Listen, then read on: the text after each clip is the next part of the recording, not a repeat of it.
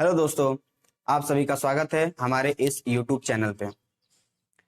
जैसा कि पिछली वीडियो में आपने देखा कि हम लोगों ने हिंदी भाषा के इतिहास को हमने समझने का प्रयास किया था। उसकी हमने एक वीडियो आपके समक्ष प्रस्तुत करी। उसी कड़ी में आज हम अगली वीडियो लेकर के आपके सामने आए हैं और आज का जो विषय है वो है भारत की आर्य भाषाएं।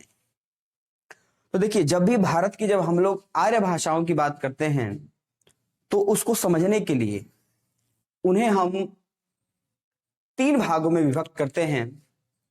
जैसे कि आप देख सकते हैं, भारत की प्राचीन भारतीय आर्य भाषाएं, मध्यकालीन भारतीय आर्य भाषाएं और आधुनिक भारतीय आर्य भाषाएं।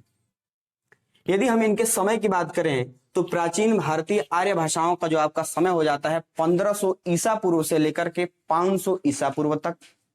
यदि मध्यकालीन भारतीय आर्य भाषाओं की समय की बात करें तो 500 ईसा पूर्व से लेकर के ये हो जाता है आपका 1000 ईस्वी तक।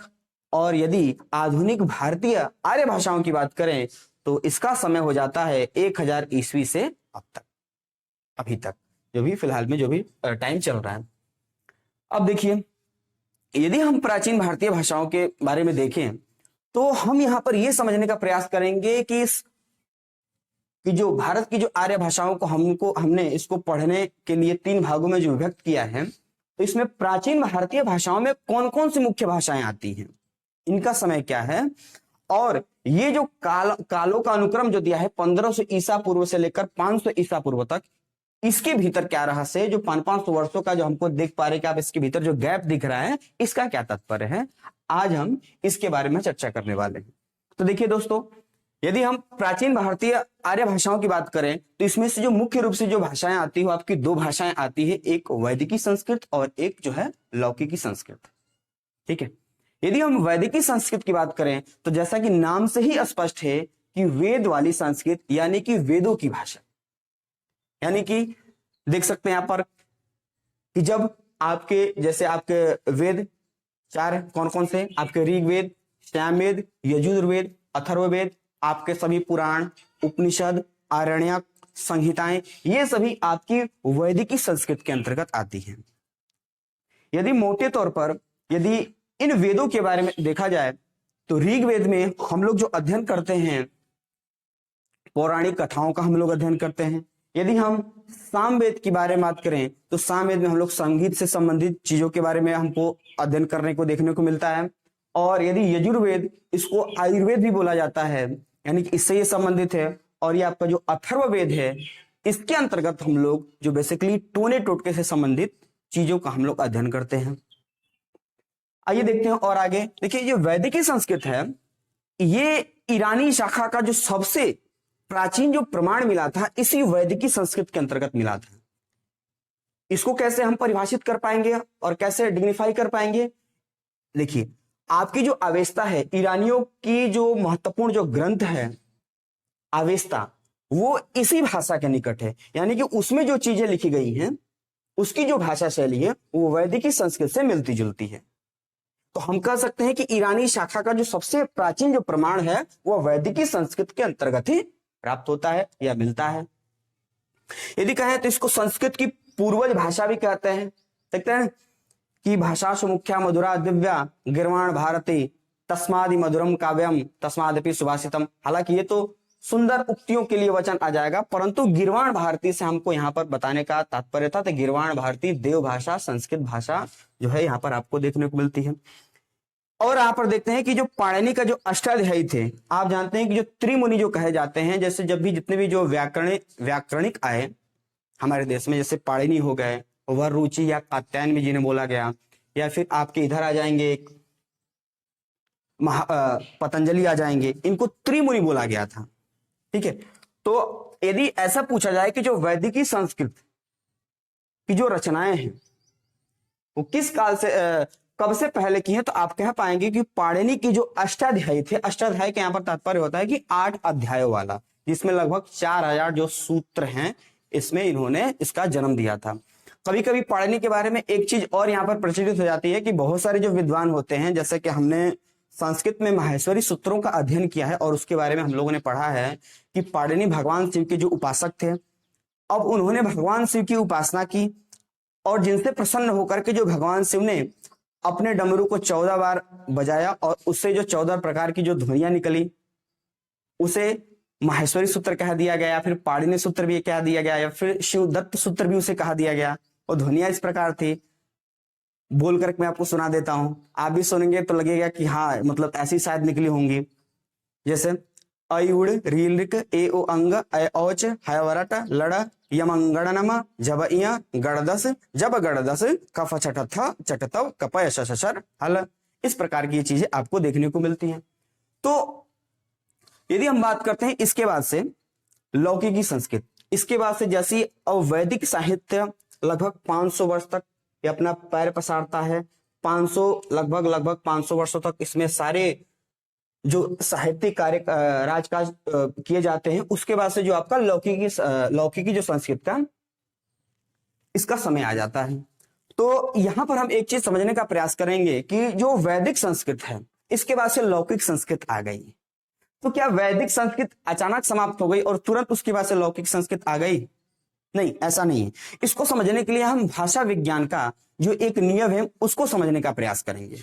देखिए, भाषा विज्ञान का एक नियम है कि जब कोई भी भाषा अपने साहित्यिक क्षेत्र की ओर जब अग्रसर होती जाती है, ध्यान दीजिएगा, जब कोई भी भाषा अपने साहित्यिक क्षेत्र की ओर, यानी कि जब उस भाषा में उस समाज के जितने में साहित्यिक कार्य होने लगे, तो उसी समय, ठीक उसी समय जनमानस में लोगों के बीच में एक सामान्य भाषा, एक व्यवहारिक भाषा, या जिसे हम लोग मातृभाषा भी कहते हैं या क्षेत्रीय भाषा, लोगों के प्रचलन में आ जाती है, लोगों के बोलचाल के प्रचलन में आ जाती है।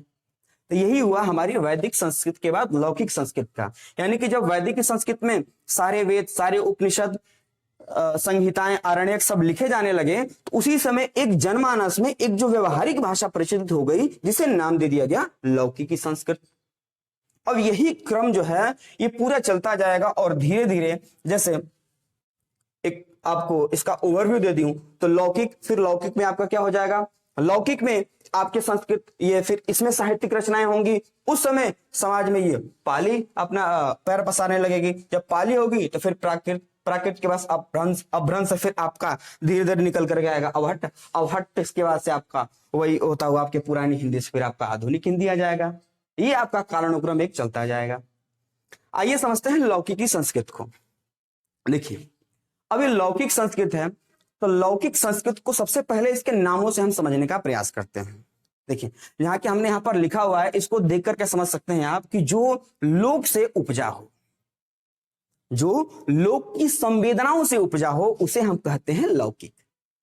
अब इसको समझने के लिए आगे इसी क्रम में हमने एक मुनि का नाम लिया है जो रामायण के रचयिता हैं, वाल्मीकि, रामायण वाल्मीकि हमने यहाँ पर जिक्र किया है। उनकी हम सबसे पहले उनके मुखार बिंदु से निकली हुई प्रथम पंक्ति को हम यहाँ पर रखेंगे और उसके साथ हम आपको लौकिक का अर्थ आपको समझाने का प्रयास करेंगे। आपको ये वाली कथा याद होगी कि जब वाल्मीकि भ्रमण कर रहे थे तो उन्होंने यत्क्रौंच पक्षियों के 2 जोड़े को संसर्ग करते हुए देखा, और उसी समय एक घटना घटती है कि जो व्याध होता है अपने बाण से उसमें से एक जोड़े को अपना निशाना बना देता है और फिर वो अपना प्राण त्याग देता है। इसको देख करके जो वाल्मीकि उनका जो हृदय है, उनके हृदय से जो शब्द निकलते हैं वो इस प्रकार है, मां निषाद प्रतिष्ठाम त्वमगमः शाश्वती समा यत क्रौंच मिथुनादे कमयवधि काममोहितम। अब देखिए ये क्या चीजें हैं, यदि हम इसके अर्थ को समझने का प्रयास करें तो हम लोग यहां पर ये देखते हैं कि अब यहां पर कह रहे हैं वाल्मीकि कि हे निषाद, जिस प्रकार से तुमने संसर्ग करते हुए इस जोड़े को जिस प्रकार से तुमने मार दिया है, देख रहे हैं, यदि संसर्ग करते हुए इस जोड़े को तुमने मार दिया, जाओ मेरी सारी बद्दुआएं जो भी तुम्हारे साथ है और आने वाले भविष्य में सारी चीजें तुम्हारे साथ ऐसी घटित होंगी। तो यहां पर आप क्या समझ पा रहे हैं इस उदाहरण के माध्यम से आप समझ पा रहे हैं कि ये जो लौकिकी संस्कृत है ये लोक की संवेदनाओं से उपजती है। और देख सकते हैं आप अष्टाध्यायी के बाद की जितनी भी रचना आई वो सारी की सारी आपकी लौकिकी संस्कृत के अंतर्गत आ जाएंगी। जैसे आपका रामायण हो गया, महाभारत हो गया। इन सारी चीजों को हम किसके अंतर्गत रखते हैं? लौकिकी संस्कृत के अंतर्गत रखते हैं। अब आगे बढ़ते हैं। अब जैसा कि आपने समझा, अब ये जब ये लौकिकी संस्कृत, अब आपने यहां पर देख ली कि जो साहित्यिक रचनाएं यहां पर हो चुकी है रामायण और महाभारत की, तब ये साहित्य की ओर धीरे धीरे अग्रसर होगी और जो धीरे धीरे जनमानस में है जो ये जो पाली भाषा अपना जो पैर पसारने लगेगी। ठीक है, तो अब चलते हैं मध्यकालीन भारतीय भाषाओं के बारे में। देखिए, यदि मध्यकालीन भारतीय आर्य भाषाओं की यदि हम लोग बात करें तो इसमें से जो मुख्य रूप से जो 3 भाषा आपकी देखने को मिलती है, एक आपकी है पाली, दूसरी आपकी प्राकृत और जो तीसरी है वो है अपभ्रंश।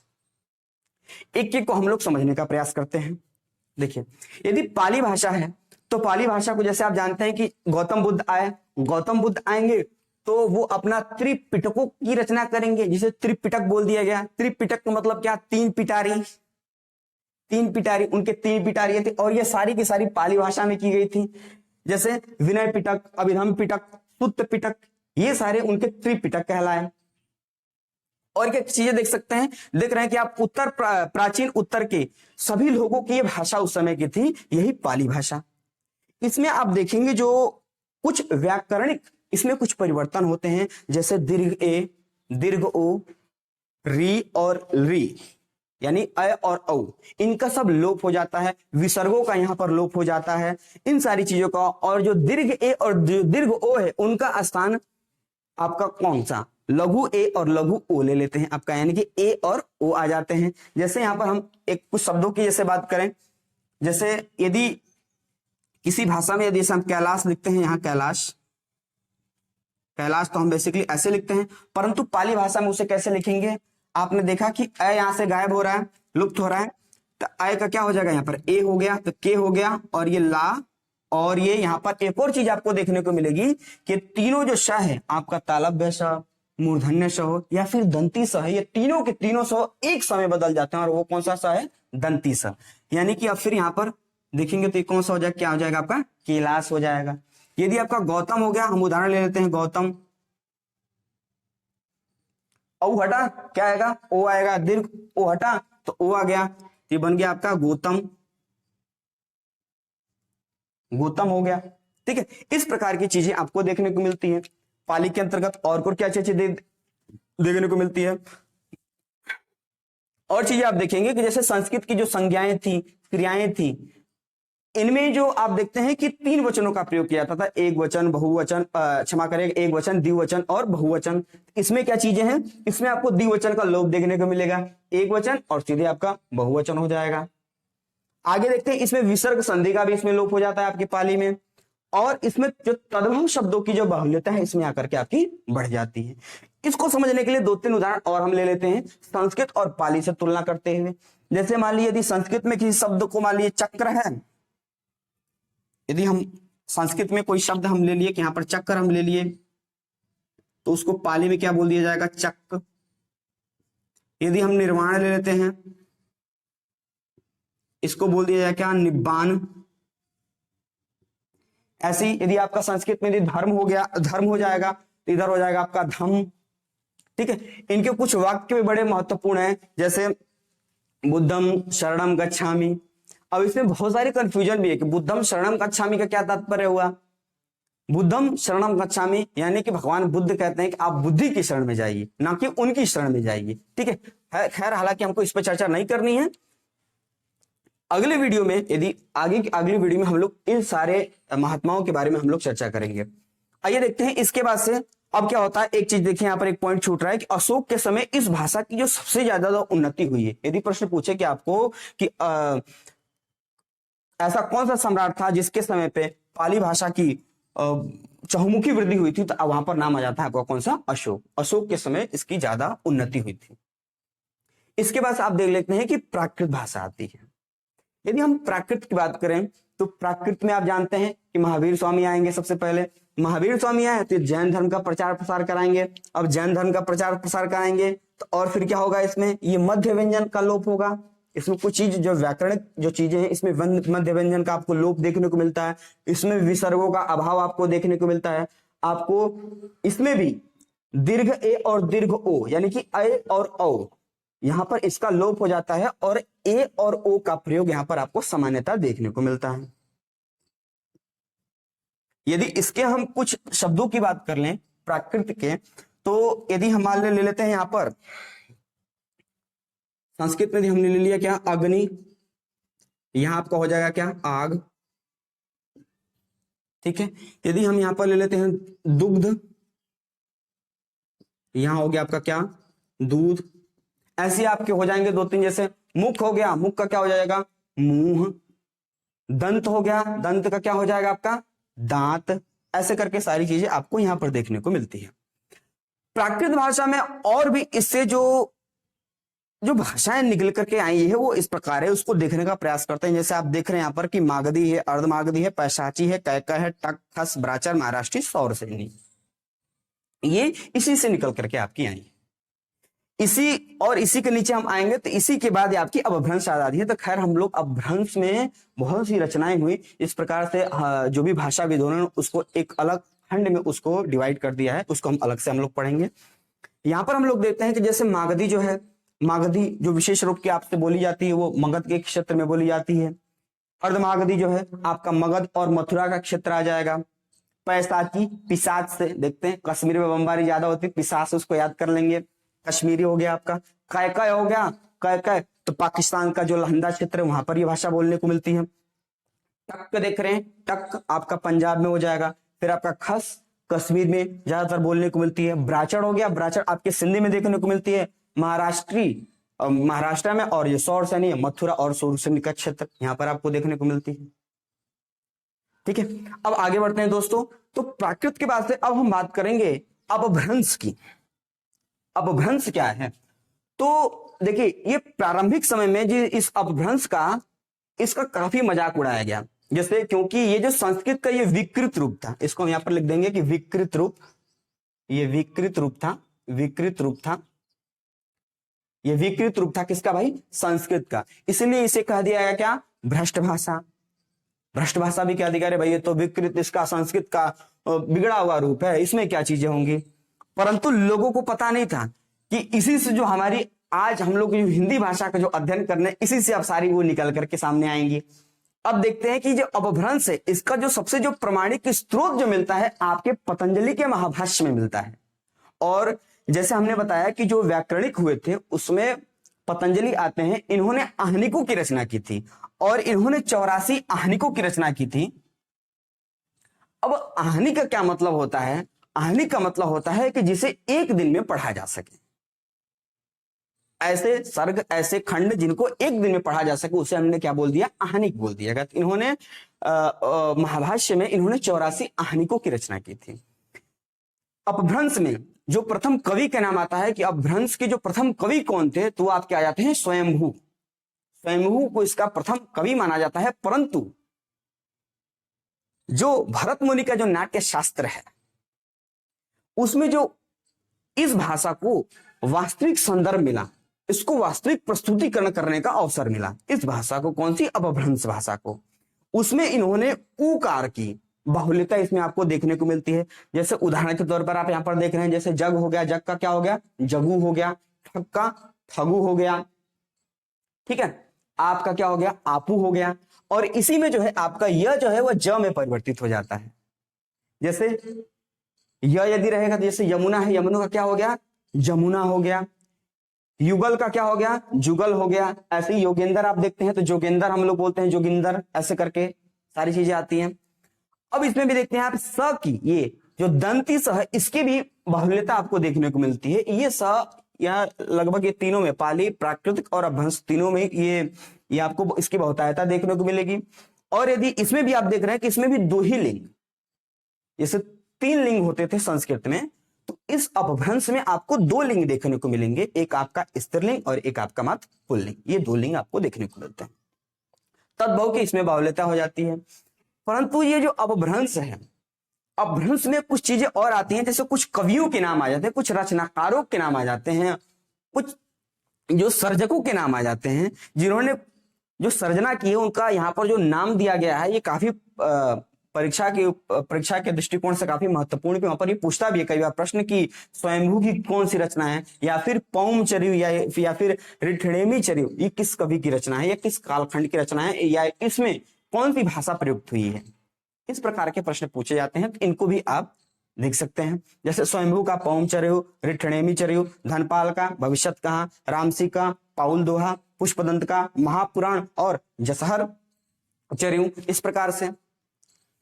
अब देखिए ये अपभ्रंश आपका हुआ, तो अपभ्रंश फिर आपका निकल करके आएगा क्या, अवहट्ट। अवहट्ट को देखिए, अवहट्ट को समझते हैं। इसमें रोचकता यह है कि अवहट्ट को ही देशी भाषा कह दिएगा, फिर उसे पुरानी हिंदी कहा गया, फिर पुरानी हिंदी से आपका आधुनिक हिंदी निकल करके आ जाएगा। इसका जो इसको देखते हैं अवहट्ट को, तो ये प्राचीन अपभ्रंश का ही रूप है, यानी इसी से निकल करके आया है आपका क्या, अवहट्ट।